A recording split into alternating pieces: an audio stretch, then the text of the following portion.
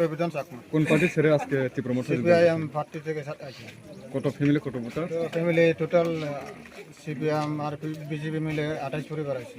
এটা কোন 68 ভোটার। কোন বিসি কোন পাড়ায়? এটা সাতজন ভাড়া চালিত সরা বিরাজমান। ত্রিপুরা মোটরে যোগদান করছেন? আমি আইসি সিপিএম স্যার, সিপিএম থেকে। অন্যান্য পার্টি চুজ না করে আজকে ত্রিপুরা মোটর পার্টিটা চুজ করছেন কেন? ভালো লাগছে আর কি, ত্রিপুরা মোটর ভালো লাগছে? ভালো লাগছে।